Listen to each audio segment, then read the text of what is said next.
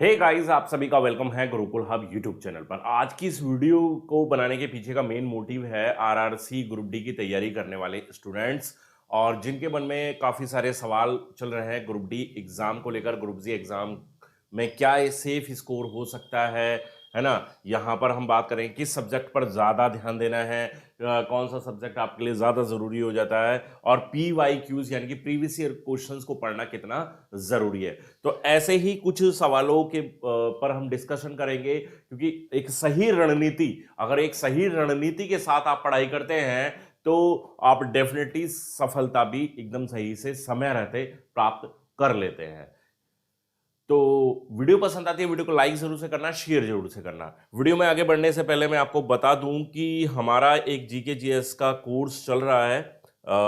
जो कोर्स चल रहा है आपका जीके जीएस का, आपको मिल सकता है ये कोर्स। आप बिल्कुल इस कोर्स के साथ जुड़ सकते हैं। एक महीने के कोर्स का प्राइस हमने रखा केवल 99 रुपीज से, एक बहुत छोटा सा अमाउंट। जीके जीएस का एक दूसरा कोर्स जो 4 महीने का है, 299 रुपए इसका कोर्स का प्राइस रखा है। और जीके जीएस का एक तीसरा कोर्स जो 599 रुपए चार्ज रखा है, वो 12 महीने यानी कि 1 साल के लिए। तो अगर आप एनटीपीसी सीबीटी 2 की तैयारी कर रहे हैं, ग्रुप डी एग्जाम है आपका, एसएससी का कोई भी एग्जाम है, जीडी है, एमटीएस है या फिर यूपीएसआई का एग्जाम है, तो उन सभी के लिए ये कोर्स है।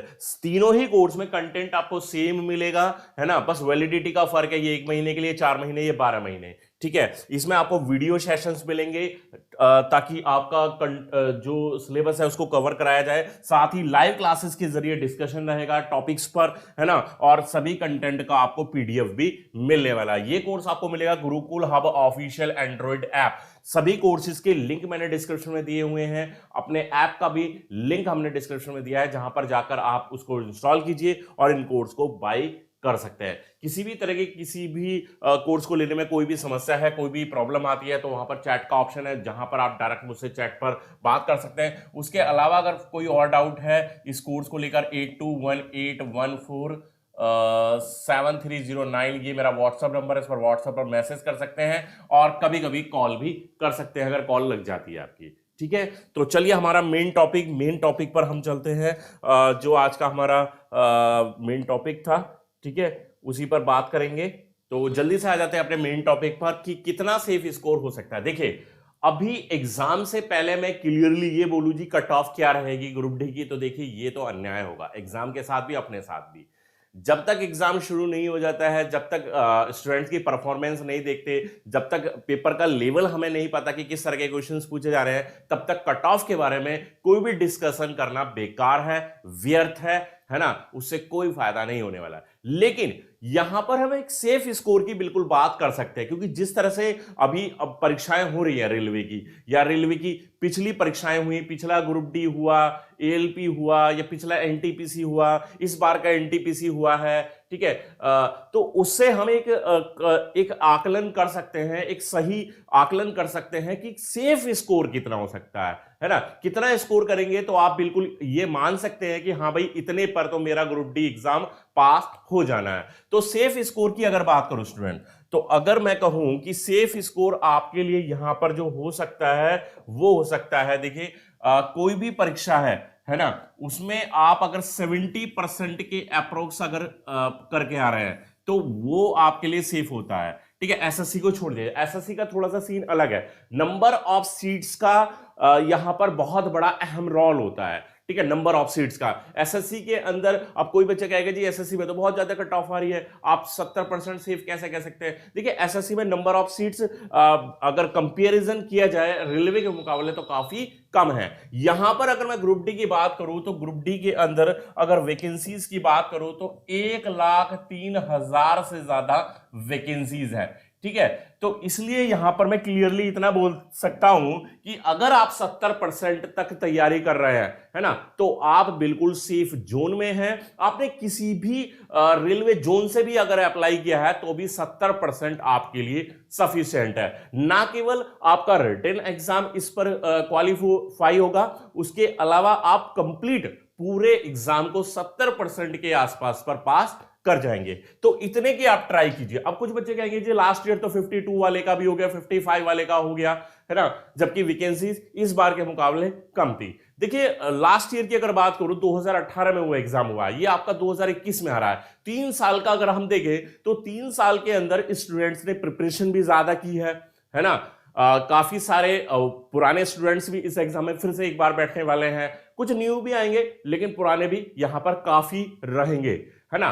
तो उसका कहीं ना कहीं फर्क पड़ता है। आप कभी भी किसी भी एग्जाम को कंपेयर करके देख लो, लास्ट ईयर के मुकाबले कट ऑफ आपको थोड़ा सा ज्यादा ही देखने को मिलती है। तो इसलिए यहां पर मैंने जो एक रेंज रखी है वो 70% इसीलिए रखी है कि अगर आप इतना अभी कर रहे हैं तो आप ये मान सकते हैं कि हाँ जी मेरा ग्रुप डी का एग्जाम पास हो जाएगा। अगर आप इससे कम कर रहे हैं, मान लीजिए 60 कर रहे हैं या 65 कर रहे हैं या उससे भी कम कर रहे हैं, 55 है, 50 है, तो अभी आपके पास समय भी है भाई। अभी मैं मानता हूं 1.5 महीना, करीब करीब 2 महीने तक भी आपको समय मिल सकता है, क्योंकि एग्जाम आपका कम से कम 3 महीने चलेगा। तो कुछ बच्चों को तो 3 महीने से ज्यादा कभी समय यहां पर मिल जाएगा। और जब समय मिल रहा है तो डेफिनेटली आप उसके स्कोर को भी अगर स्टडी बेहतर तरीके से सही रणनीति के साथ एक सही टाइम टेबल को बनाते हुए अगर करेंगे तो उसको आप डेफिनेटली हासिल कर लेंगे। एक बार जब एग्जाम हो जाएगा तो फिर स्कोर बढ़ाने का आपके पास कोई अवसर नहीं होता है। इसलिए जब तक एग्जाम नहीं होता है, जब तक ज्यादा पढ़े,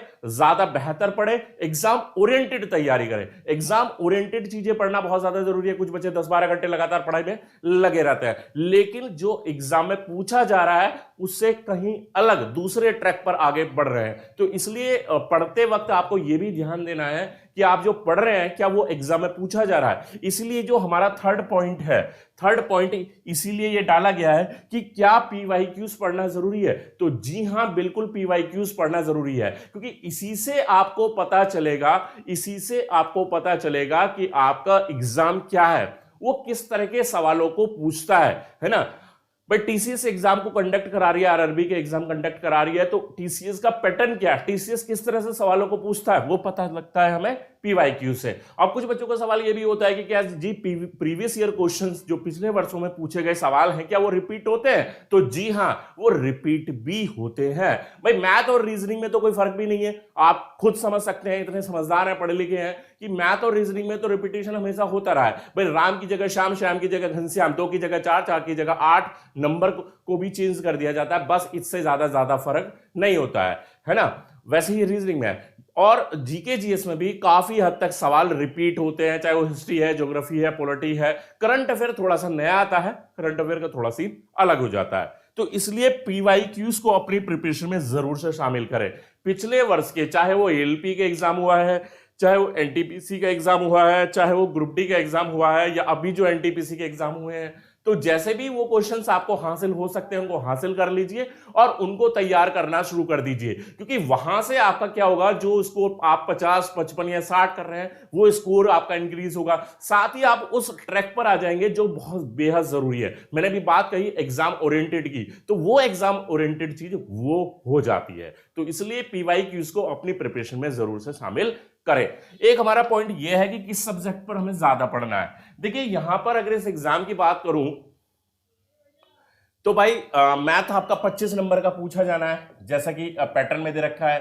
30 नंबर का आपका रीजनिंग है और बाकी 45 नंबर में जीके जीएस है, साइंस है, ठीक है, इस हिसाब से क्लियरली बोला हुआ है। तो यहां पर आप उस सब्जेक्ट पर ज्यादा ध्यान दें। मैं तो देखो क्लियरली ये बोलूंगा, आप उस सब्जेक्ट पर ज्यादा ध्यान दें। हालांकि सभी को इक्वली पढ़ना चाहिए, बट उस सब्जेक्ट को आप ज्यादा पढ़ें जो आपका ज्यादा वीक है। अगर आपको लगता है कि मैथ में आप 100%, क्योंकि मैथ 100% वाला सब्जेक्ट है, मैथ में 25 में से 25 भी आप हासिल कर सकते हैं, ठीक है। तो मैथ्स अगर आपका वीक है तो मैथ्स को ज्यादा पढ़ें, क्योंकि 25 में से 25 अगर आप हासिल कर लेंगे तो यहां पर जो 70% वाली मैंने कंडीशन दी है उसको पाने में आप ज्यादा कंफर्टेबली उसको हासिल करने की बिल्कुल ट्रैक पर रहेंगे।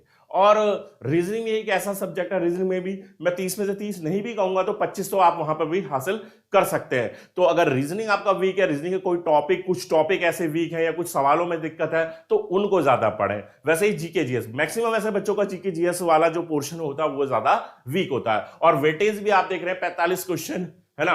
तो यहां पर साइंस भी पूछा जाएगा, साइंस का वेटेज जीके जीएस में इसमें ज्यादा रहता है ग्रुप डी के एग्जाम में। तो साइंस पर आपको अच्छी पकड़ बनानी है, चाहे वो फिजिक्स है, केमिस्ट्री है, बायोलॉजी है, ठीक है। और करंट अफेयर भी पूछा जाता है, करंट अफेयर को भी फोकस करना है, स्टैटिक जीके को भी आपको फोकस करके चलना है। तो ये आपके ऊपर है, अपने आप से आप आकलन कीजिए। इसमें मैं आपकी क्या मदद कर सकता हूं, कुछ भी नहीं कर सकता कि आपको कौन से सब्जेक्ट पर ज्यादा ध्यान है। बस मैं यही कहूंगा कि आप देखिए, एक दो मॉक टेस्ट लगाइए, एक दो मॉक टेस्ट लगाएंगे तो आपको पता चल जाएगा कि आपका कौन सा सब्जेक्ट वीक चल रहा है। मैथ चल रहा है, मैथ को तैयार कीजिए, रीजनिंग चल रहा है, रीजनिंग को तैयार कीजिए, स्टैटिक जीके में प्रॉब्लम है, स्टैटिक जीके को तैयार कीजिए, या जनरल साइंस में प्रॉब्लम है, जनरल साइंस को तैयार कीजिए। एक अपना सबसे पहले तो अपना एक टाइम टेबल बना लीजिए आज से ही, जिन बच्चों ने अभी तक नहीं बनाया बस ऐसे ही पढ़ते जा रहे हैं, उसमें सबको अलग अलग टाइम दे दीजिए। भाई 2 घंटा मैथ्स को दे दो, 2 घंटा रीजनिंग को दे दो, और 3 से 4 घंटा आप जीके जीएस को दे दोगे, इतना सफिशिएंट है। मैं मानता हूं 7-8 घंटे अगर अब से भी लगकर आपने तैयारी कर ली तो 70% से ज्यादा का स्कोर आप बिल्कुल हासिल कर लेंगे। क्लियर? तो आगे मेरी बातें सारी समझ में आपके। तो आज की इस वीडियो को बनाने का मेन मोटिव यही था कि आप तक ये अहम रणनीति और ये कुछ बातें मैं शेयर कर पाऊं, ये टिप्स आपके साथ शेयर कर पाऊं, और इनको करने के बाद इस तरह से अगर आप स्ट्रेटेजी के साथ तैयारी करेंगे तो डेफिनेटली आप ग्रुप डी का एग्जाम पास कर लेंगे। तो आज की वीडियो में इतना ही। वीडियो पसंद आ गई हो वीडियो को लाइक कर दीजिए, शेयर कर दीजिए दोस्तों के साथ, और चैनल को सब्सक्राइब नहीं किया है तो गुरुकुल हब यूट्यूब चैनल आपका अपना चैनल, इसको सब्सक्राइब कीजिए। साथ ही ऑल ऑप्शन के साथ बेल आइकन प्रेस कर लीजिए ताकि आने वाली सभी वीडियोस के नोटिफिकेशन आपको मिलते रहे। मिलते हैं नेक्स्ट वीडियो में, तब तक ले बाय, थैंक यू।